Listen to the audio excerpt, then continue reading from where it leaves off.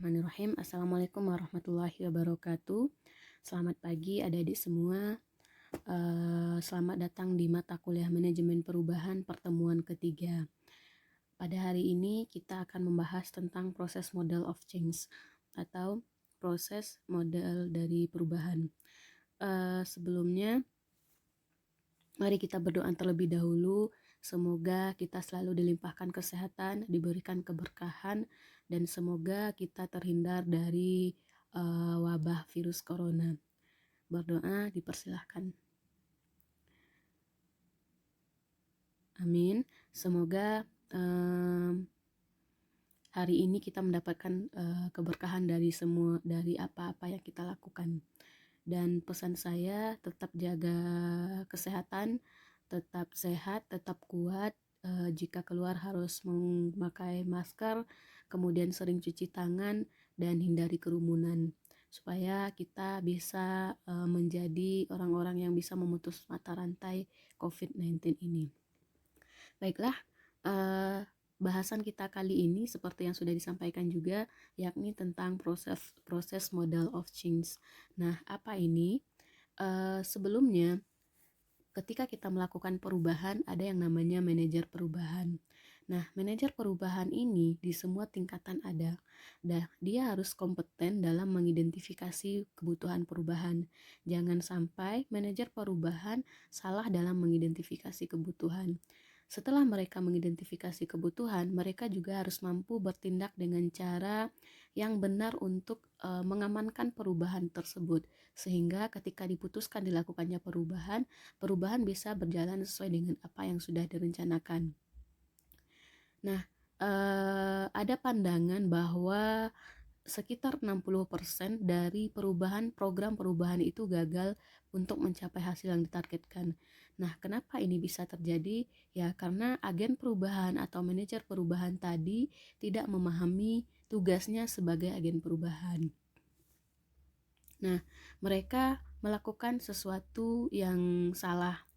Nah, sehingga oleh karena itu penting bahwa mereka yang diberi tanggung jawab untuk melakukan sesuatu yang benar, tapi kadang melakukan sesuatu yang benar itu tidaklah mudah gitu. Yang namanya perubahan kita harus melakukan sesuatu yang benar, tapi kadangkala untuk prakteknya melakukan sesuatu yang benar itu sulit. Nah, agen perubahan tadi atau manajer perubahan tadi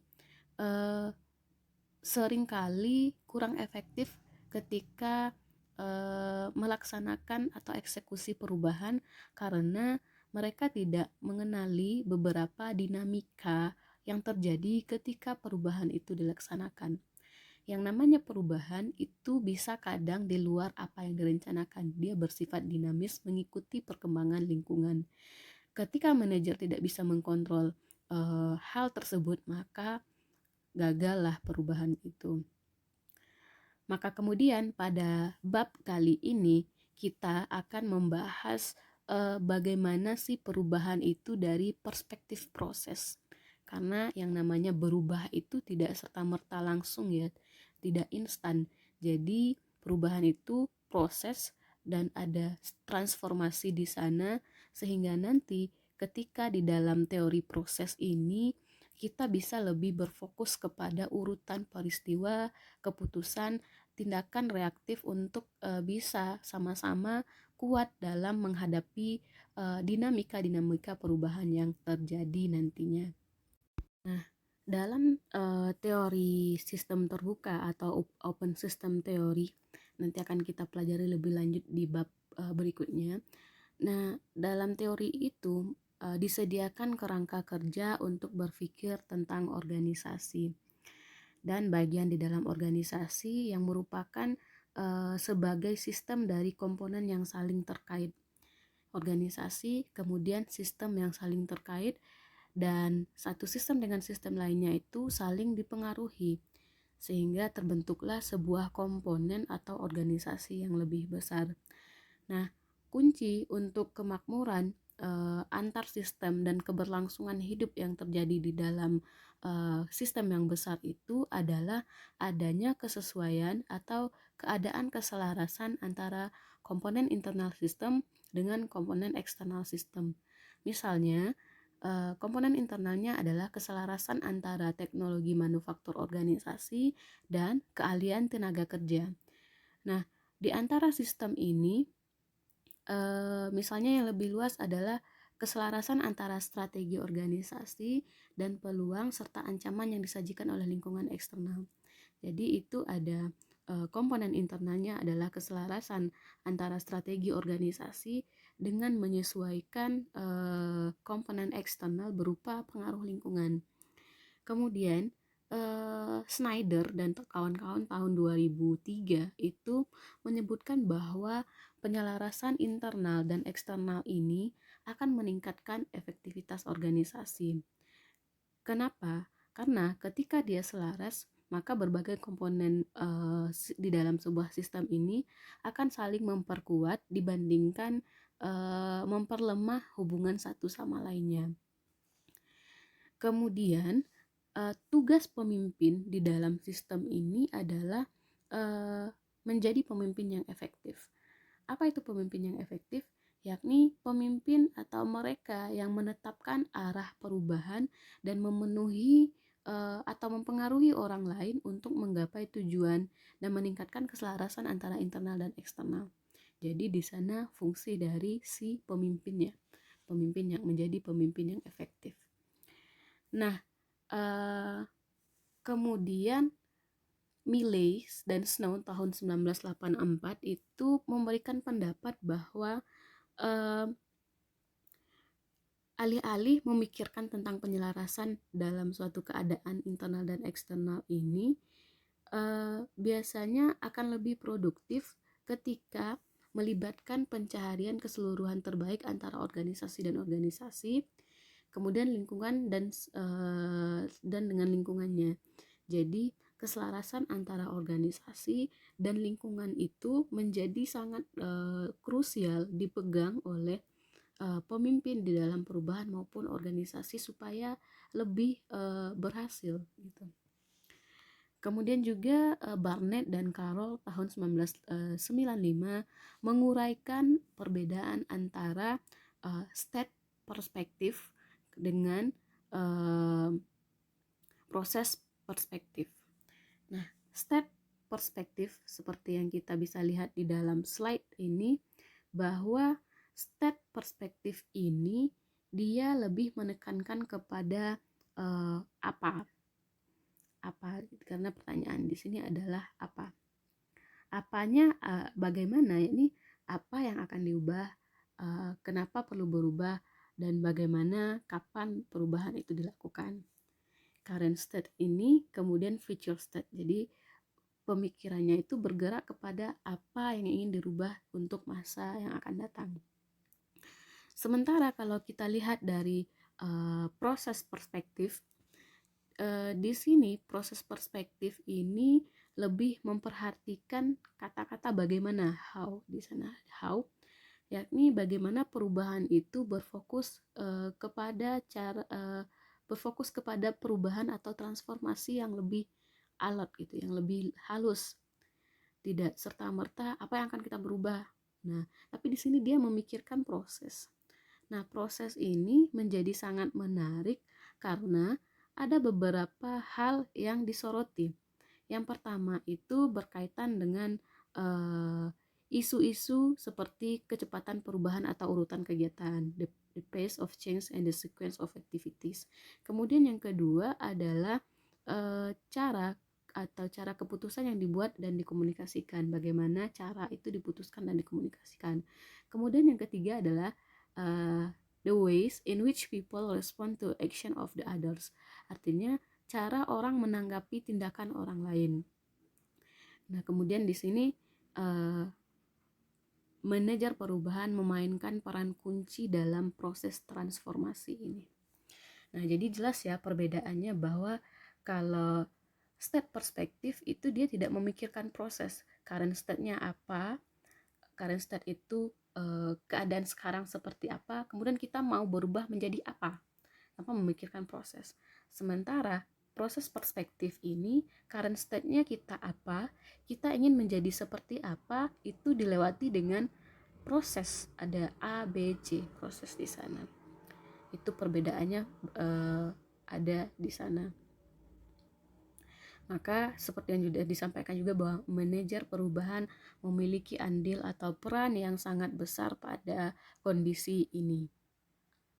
Selanjutnya berkaitan dengan proses perubahan ini, ada beberapa tinjauan literatur ilmu teori yang digunakan untuk proses perubahan. Setidaknya ada sekitar 20 teori, kemudian teori-teori tersebut dikerucutkan menjadi 4 teori ideal, yang paling ideal dengan kondisi sekarang. Apa saja teorinya? Yang pertama ada teleological theory atau teori teleologis. Nah, apa ini teori teleologis? Yakni teori yang mengasumsikan bahwa organisasi memiliki tujuan dan dia sangat adaptif. Artinya mampu menyesuaikan diri dengan apapun bentuk perubahan lingkungan. Kemudian perubahan itu dipandang sebagai sebuah siklus perumusan tujuan, implementasi, evaluasi, dan proses pembelajaran. Kenapa di sini dimasukkan konten proses pembelajaran? Karena belajar ini penting karena dapat mengarahkan pada modifikasi tujuan atau tindakan yang diambil untuk mencapainya. Kemudian, teori yang kedua disebut dengan dialectical theory atau teori dialektis. Nah, teori ini fokus pada tujuan yang saling bertentangan karena tujuan yang bertentangan antara kelompok kepentingan yang berbeda dan menjelaskan stabilitas dan perubahan dalam hal konfrontasi serta keseimbangan kekuasaan antara entitas yang berlawanan. Jadi kalau teori dialektikal ini lebih fokus kepada tujuan perubahan yang berbeda di dalam suatu organisasi. Misal A ingin berubah karena tujuannya ini, B ingin berubah karena tujuannya beda lagi dengan A, sehingga muncullah teori dialektis ini atau dialectical theory. Teori yang ketiga ya disebut dengan life cycle theories. Hal ini sama dengan kalau kita sebut life cycle ini teringat life cycle produk VLC, produk life cycle. Jadi hal ini juga sama, yang mana perubahan itu diasumsikan sebagai sebuah proses yang berkembang melalui urutan tahapan yang bersifat kumulatif. Yang artinya bahwa setiap tahapan memberikan kontribusi pada hasil akhir dan terkait satu sama lainnya, sehingga tahapan ini tahapan satu merupakan prekursor untuk tahapan berikutnya. Kemudian kita lihat teori yang keempat itu adalah evolutionary theory atau teori evolusi. Nah, teori evolusi ini berpandangan bahwa perubahan yang terjadi melalui siklus variasi, seleksi, dan retensi yang berkelanjutan. Variasi terjadi begitu saja dan karena itu tidak ada tujuan. Karena kemudian dipilih atas dasar yang paling sesuai dengan sumber daya yang tersedia dan tuntutan lingkungan. Sementara retensi ini adalah pelestarian dan pemeliharaan bentuk organisasi yang muncul dari variasi melalui kekuatan inersia atau ketekunan. Kita lihat bahwa dari keempat teori ini, ciri umumnya adalah mereka memandang perubahan itu melibatkan sejumlah peristiwa, kemudian keputusan dan tindakan yang terhubung secara berurutan. Tetapi sebenarnya mereka berbeda dalam hal sejauh mana mereka menyajikan perubahan itu sebagai sesuatu yang mengikuti urutan tahapan yang diperlukan. Kemudian yang kedua, sejauh mana arah perubahan dibangun pada yang telah ditentukan sebelumnya. Seperti itu. Nah, seperti yang disebutkan juga tadi bahwa yang namanya proses perubahan ini atau dari teori-teori yang sudah disampaikan juga bahwa di situ ada yang namanya urutan atau urutan tahapan. Nah, beberapa teori lebih menekankan pada urutan tahapan dalam proses perubahan daripada yang lainnya. Contohnya life cycle teori atau teori siklus hidup ini lebih bersifat preskriptif tentang hal ini daripada teori teologis. Preskriptif artinya adalah bersifat memberi petunjuk atau ketentuan. Jadi ada arah yang harus diikuti. Misalnya di sini dikemukakan oleh Flamhaus tahun 1995 menegaskan bahwa kemajuan organisasi itu ada berdasarkan 7 tahapan perkembangan, mulai dari new venture sampai dengan nanti penurunan. Nah, ia berpendapat bahwa pada setiap tahap perkembangan, kriteria efektivitas organisasi juga berubah. Misal kita lihat perhatian utama selama tahapan pertama organisasi adalah keberlangsungan hidup dan area kritis untuk mengembangkan pasar dan produk, karena dia baru new venture. Kemudian pada tahapan kedua kita lihat sudah mulai yang namanya expansions, di mana sumber daya seringkali diperluas dan sistem operasi menjadi kewalahan karena sudah mulai ekspansi, sehingga pengelolaan sumber daya dan pengembangan sistem operasi adalah muncul sebagai tugas utama yang dilakukan oleh organisasi. Kemudian pada tahapan ketiga dari siklus hidup organisasi ini adalah titik di mana sistem manajemen yang lebih formal, professionalizations, di mana seperti misalnya sistem perencanaan, pengembangan manajemen diperlukan untuk memastikan berfungsinya bisnis jangka panjang dan lanjut kepada nanti sampai ke tahapan ketujuh, ke declining.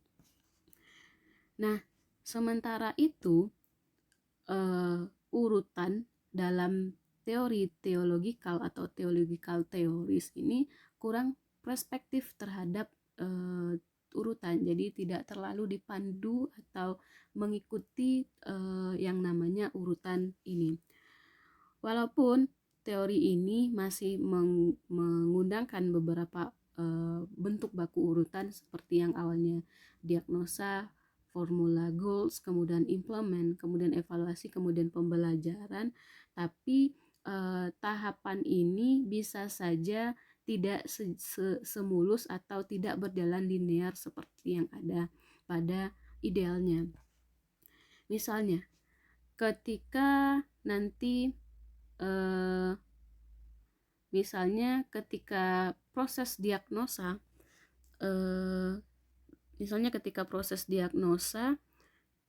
bisa saja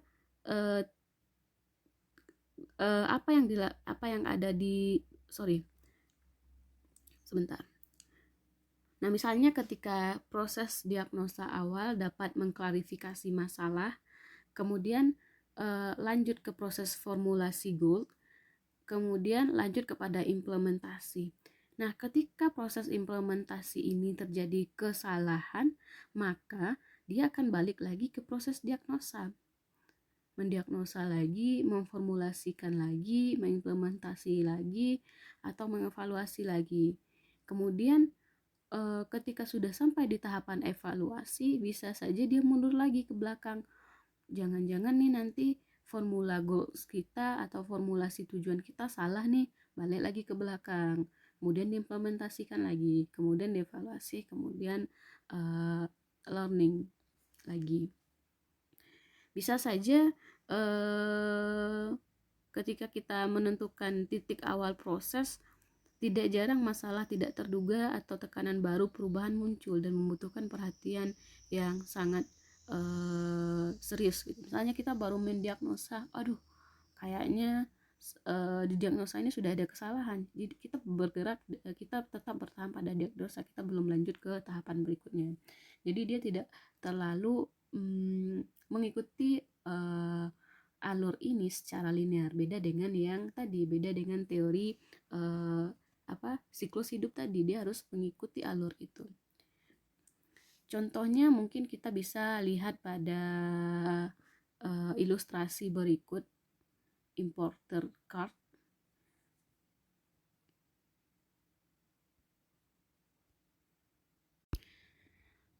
Kita contohkan teori teleological teori ini pada penjualan mobil impor murah berikut ini. Nah, apa yang terjadi? ada sebuah industri atau perusahaan di mana dia adalah merupakan seorang importir mobil berharga murah, tapi kemudian strategi ini dirubah karena atau ada pemberitahuan bahwa pabrik berbagai mobil murah yang diimpor untuk kemudian dijual lagi oleh si pengimpor ini telah merubah posisi bisnis merek mereka. Artinya mereka tidak memproduksi mobil murah lagi, sehingga kemudian importir ini tidak memiliki pasokan untuk bisa mendapatkan mobil murah yang kemudian bisa dijualnya lagi. Kemudian, nah karena hal itu, importir dengan cepat menyadari bahwa hal ini membutuhkan banyak perubahan pada bisnisnya. Otomatis berubah dong bisnisnya, saya harus berubah nih, gak ada lagi pabrikan yang menjual mobil murah, terus saya bisnisnya apa? Nah, itu pikir si importir.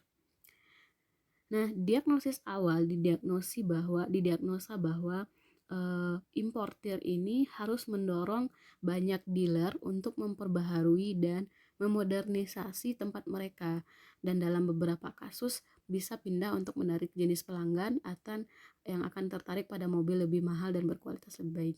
Nah, jadi si importir ini mendiagnosa mungkin perubahan yang dilakukan adalah dengan cara mendorong dealer untuk memperbaharui dan memodernisasi tempat mereka.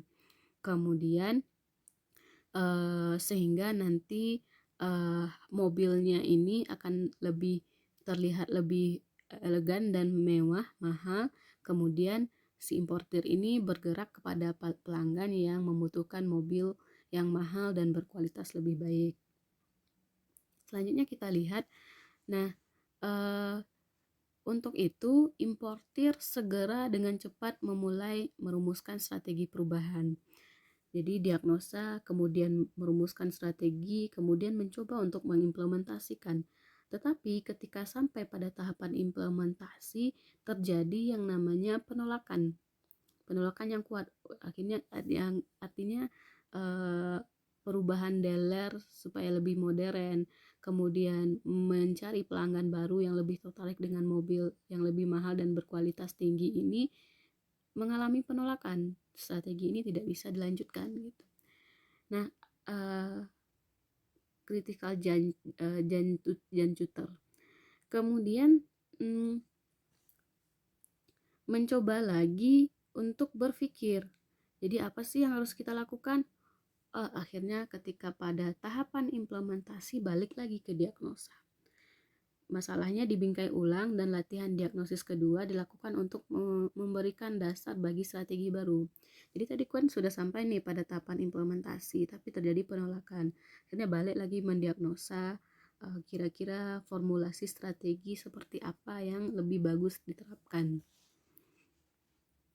Nah, setelah ditetapkan strategi baru, ternyata ketika tahapan implementasi muncul lagi masalah.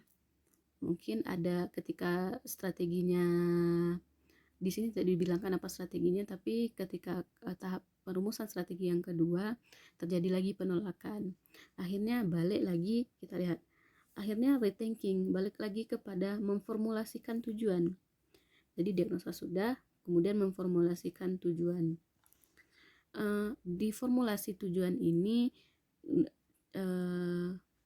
akhirnya diputuskan dua strategi yang melibatkan: satu, bekerja dengan beberapa dealer untuk membantu mereka melakukan perubahan yang diperlukan untuk peningkatan pasar dan menjual mobil yang telah diganti mereknya.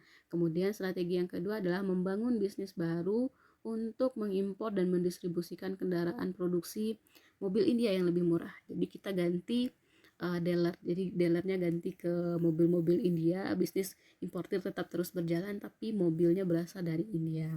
Kemudian formulasi tujuan, kemudian implementasi, evaluasi. Nah, beginilah gambaran dari teleological teori. Jadi tidak lurus ya, tidak ada alurnya bolak-balik, walaupun tetap dalam satu frame bentukan strategi perubahan, tapi bisa saja ketika sudah implementasi kita diagnosa lagi. Ketika sudah implementasi, kita memformulasikan new goal lagi, seperti itu.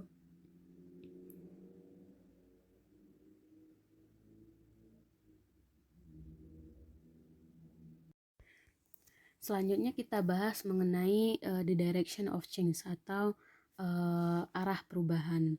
Nah, arah perubahan ini ada yang bersifat predeterminan, ada yang bersifat constructed trajectory. Predeterminan apa artinya? Yakni lintasan yang telah ditentukan, predeterminated, atau constructed trajectories, yaitu versus yang arah atau arah perubahan yang dibangun. Nah, life cycle theory dan evolutionary theory dikatakan bahwa yang dikemukakan oleh Van den Ven en Pauli tahun 1995 mengatakan bahwa dua teori ini menghadirkan perubahan sebagai proses yang telah ditentukan sebelumnya. Jadi proses perubahan itu sangat rigid dengan aturan atau ketetapan yang sudah ditentukan sebelumnya, yang terbentang dari waktu ke waktu dalam arah yang juga yang sudah ditentukan sebelumnya. Ya seperti life cycle tadi ditentukan adventure, expansions, kemudian sampai nanti ke declining. Proses ini dibatasi oleh beberapa kode atau yang tetap atau yang melekat faktor-faktor sistem yang di luar sistem yang berlangsung.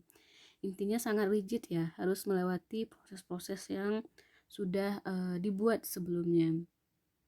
Tidak boleh bolak-balik, ya harus mengikut. Sementara ada lagi lintasan yang dibangun. Nah, lintasan yang dibangun ini contohnya tadi adalah teori teleologikal dan dialektikal teori.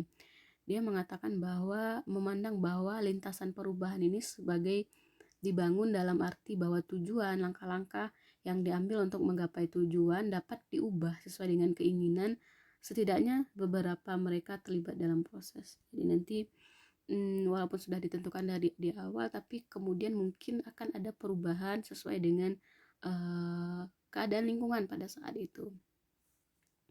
Seperti itu. Nah, jadi kesimpulannya apa? Dari keempat teori tersebut menyajikan perubahan yang melibatkan serangkaian peristiwa, keputusan dan tindakan serta mereka juga berbeda dalam satu hal sama lain. Misalnya berkaitan dengan peristiwa, keputusan, tindakan mengikuti pola yang ditentukan. Ya seperti contohnya tadi lagi, balik lagi ke teleological teori, dia itu walaupun sudah ditentukan diagnosanya sampai dengan nanti ada proses learning, tapi ketika eksekusi bisa saja ketika sudah sampai implementasi dia balik lagi ke diagnosa, ketika sudah sampai implementasi balik lagi ke new directions atau new goals gitu, new strategi. Jadi alurnya bisa maju mundur. Sementara tadi kalau misalkan kita contohkan teori life cycle teori, dia harus urut dari 1 sampai 6, dari new venture sampai dengan declining. Kemudian yang kedua itu adalah arah perubahan atau direction of change atau the change in trajectory ini bisa ditentukan sebelumnya seperti untuk teori life cycle dan dialektikal, tapi juga bisa berubah sesuai dengan keadaan yang nantinya seperti teori teologikal. Mungkin sekian yang dapat saya sampaikan. Jika ada pertanyaan silahkan langsung saja ke forum diskusi. Saya sudahi, wabillahi taufiq wal hidayah. Assalamualaikum warahmatullahi wabarakatuh.